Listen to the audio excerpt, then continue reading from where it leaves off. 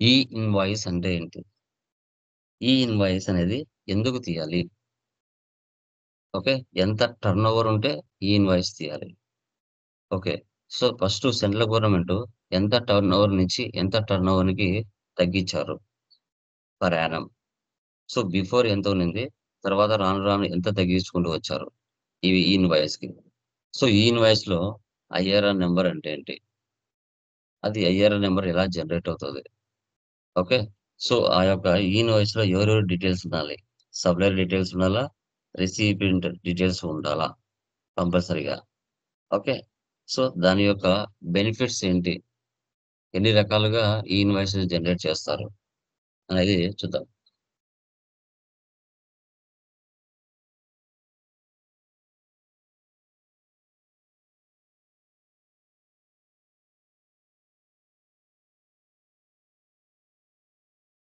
So మీరు ఇన్వాయిస్‌కి బిల్‌కి కూడా difference తెలుసుకోవాలి.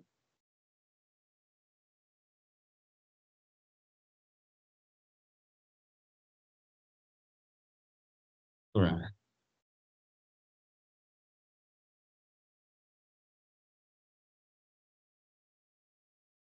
ఈ ఇన్వాయిస్‌కి వెళ్ళే ముందు అసలు ఇన్వాయిస్ అంటే ఏంటో తెలుసుకుందాం. సో the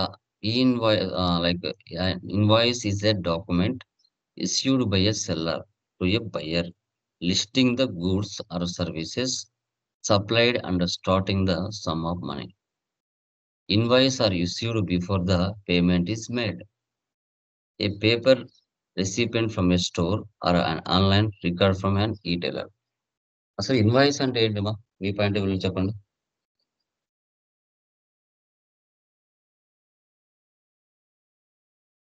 చెప్పండమ్మా.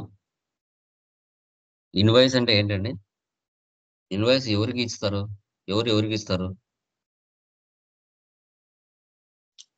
కన్సైనర్‌కి ఇస్తారు సార్. కన్సైనర్ కన్సైనీకి ఇస్తారు. ఓకే. Very good. దాంట్లో ఎవిడెన్స్ ఏమేమి ఉంటాయండి? ఇన్వాయిస్‌లో ఏముంటాయండి? ఎవిడెన్స్ ఏమేమి ఉంటాయి ఇన్వాయిస్‌లో?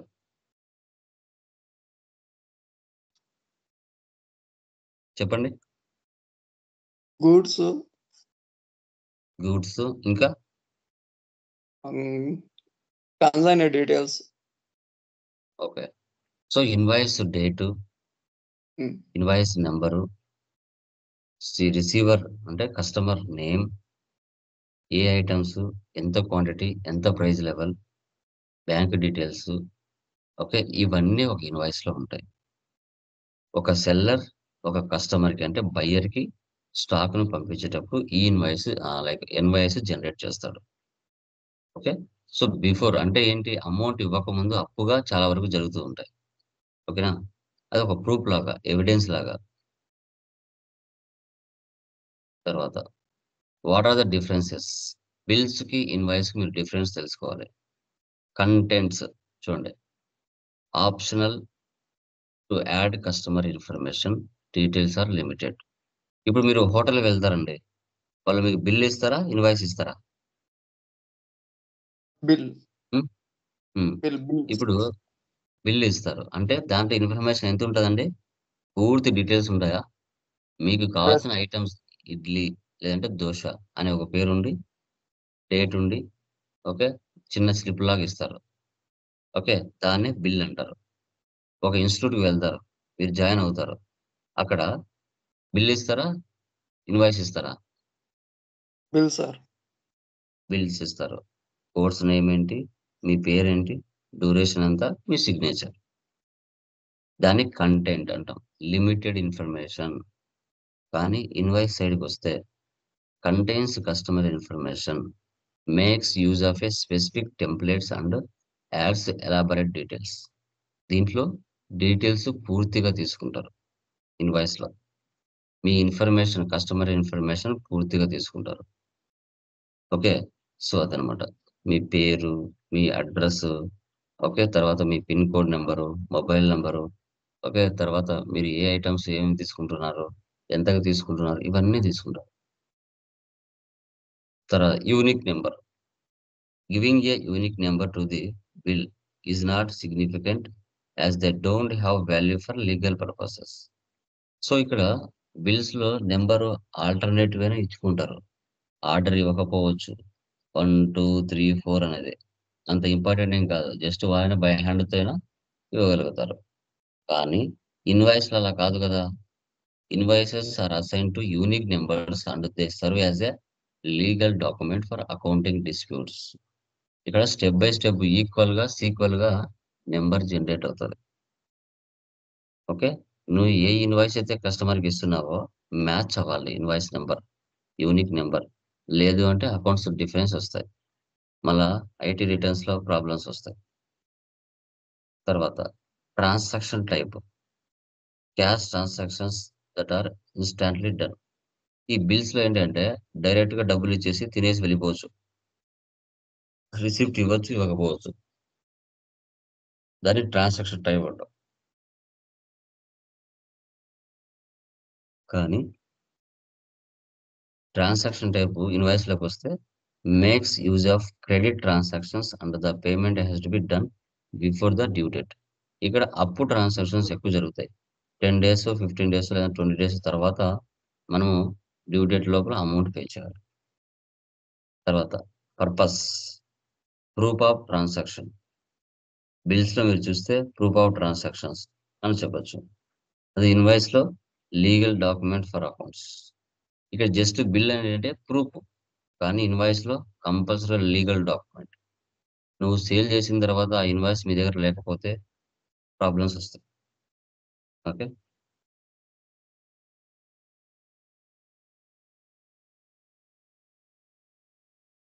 తర్వాత GST portal. GST portal is a platform for taxpayers to perform various tax based on activities. GSTN is the backbone of the GST portal, which act as a medium of interaction between the taxpayers and government. Government కి tax payers కి మధ్యలో GST portal అనేది పనిచేస్తూ ఉంటుంది. GSTN number. Okay, ఇక్కడ IRP, invoice registration portal, is instrumental in validating the invoices used in the GST ecosystem. The IRP generates unique invoice number. So IRP ఒకటి ఉంటుంది GST పోర్టల్లో, దాంట్లో ఐఆర్ఆర్ నెంబర్ జనరేట్ అవుతుంది. అది ఎవరికి అర్థం కాదు, ఆ నెంబర్ అనేది ఎవరికి అర్థం కాదు. చూపిస్తాను.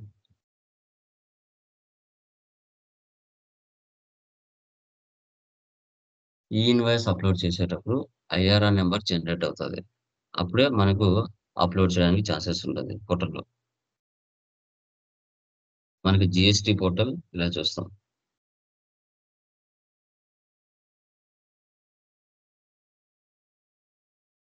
ఇట్లా కొన్ని క్వశ్చన్స్ ఉన్నాయి. ఈ ఇన్వాయిస్ అంటే ఏంటి, ఎవరు ఇంట్రడ్యూస్ చేశారు, ఎప్పుడు ఇంట్రడ్యూస్ చేశారు, మ్యాండేటరీ ఫీల్డ్స్ ఏం ఫిల్ చేయాలి. Okay, e invoice look like ఏంటి, వర్క్ ఫ్లో ఏంటి, తర్వాత ఈ ఇన్వాయిసింగ్ బెనిఫిట్స్ ఏంటి, టైప్స్ ఆఫ్ ఈ ఇన్వాయిసెస్ అంటే తెలుసుకోండి.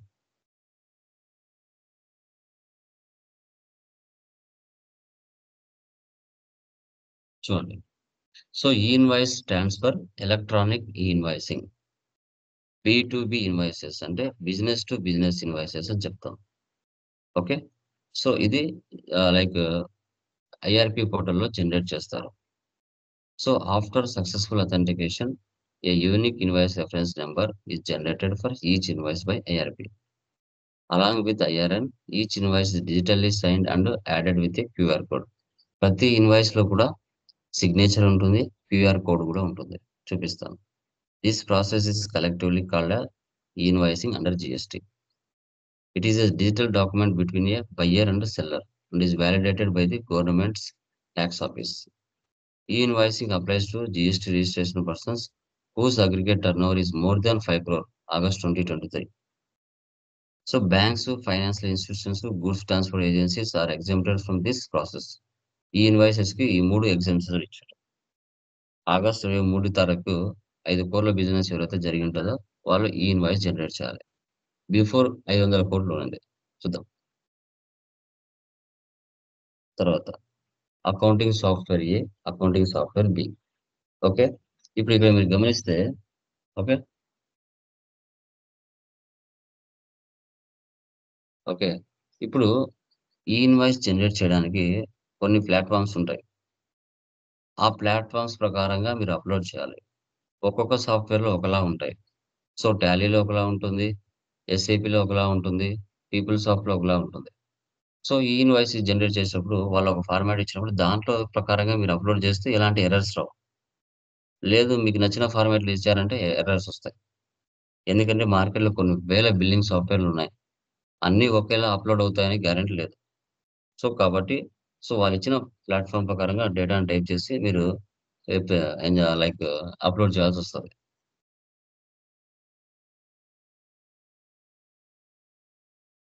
చూడండి. ఫస్టు ఈ ఇన్వాయిస్ ఇంట్రొడ్యూస్ చేసినప్పుడు ఫస్ట్ అక్టోబర్ 2020లో 500 కోర్స్ ఉంది.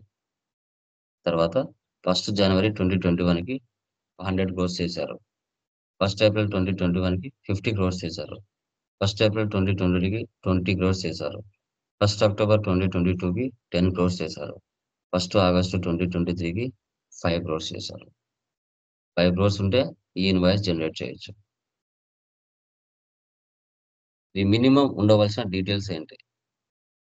Document type code, supplier legal name, GSTR supplier GST number, supplier address, supplier place, supplier state code, supplier pin code, document number, ఏ supplier ఏ కస్టమర్‌కి పంపిస్తున్నాడు. Proceeding invoice reference and date, document date, recipient legal name, buyer యొక్క recipient GST number, address, state code, pin code, recipient place, invoice reference number, shipping to GST number, shipping to state pin code and state code, okay, address, place, service, supplier type code, item description, అంటే ఒక invoice ఉండవలసిన information, item price, assessable value, GST rate, total invoice value ఇవన్నీ కంపల్సరీగా ఉండాలి. ఇలా ఉంటుంది e invoice. QR code ఉంటుంది, tax invoice, ఇక్కడ ఐఆర్ఆర్ నెంబర్ చూడండి ఎవ్వరికి అర్థం కాదు ఇది IRR number. Okay.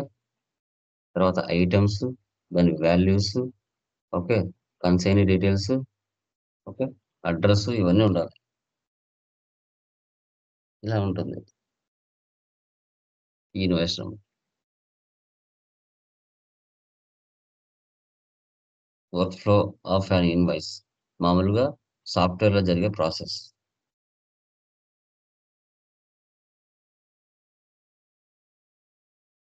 Benefits, eliminates of fake invoices. So, e invoice చేసేవాళ్ళు ఫేక్ ఇన్వాయిస్ చేయకుండా ఈ ఇన్వాయిస్ రావడం వల్ల మంచి జరిగింది.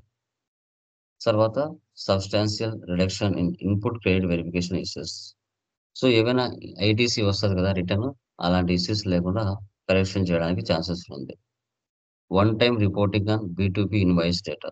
బిజినెస్ టు బిజినెస్ ఎవరైతే చేస్తుంటారో వాళ్ళు వన్ టైమ్ రిపోర్టింగ్ చేయొచ్చు. E way bill can be generated using invoice data. ఈ ఇన్వాయిస్ డేటా ద్వారా ఈవే బిల్ కూడా జనరేట్ చేయొచ్చు. Real time tracking of invoices prepared by the supplier. So, real time tracking చేయొచ్చనమాట invoices ద్వారా. ఈ బెనిఫిట్స్ దీనిలో తీసుకొచ్చారు.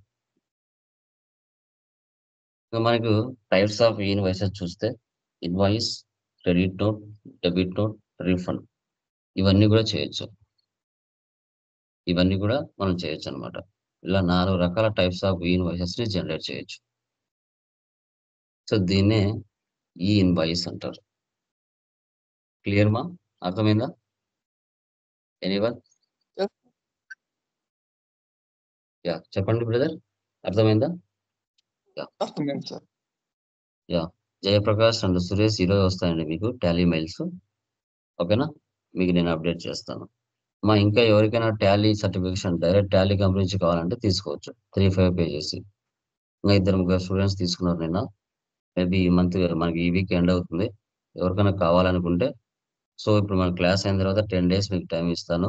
అంతకు మించే టైమ్ ఇస్తాను. మీరు ప్రాక్టీస్ చేసుకొని ఈ కంటెంట్ వింటూ ఆన్‌లైన్ అసెస్మెంట్స్ రాయండి. తర్వాత ఈ మంత్ ఎండింగ్‌లో గాని ఇట్లా ఇస్తాను ఫైనల్ లింక్, ఎగ్జామ్ లింక్. ఓకేనా? Okay yeah sir. Done guys. Yeah done guys. So Chandra garu మీరు రాస్తున్నారా ఆన్లైన్ ఆ! అసెస్మెంట్స్ అన్ని? రాసాను సార్. కొంచెం క్రిటికల్ గానే ఉంటాయి. వొకాబులరీ గాని అవన్నీ కూడా. బట్ అవును నిదానంగా సార్. అర్థం చేసుకోండి. ప్రాబ్లమ్ ఏం లేదు. ఓకే. అవును సార్. Yeah done guys.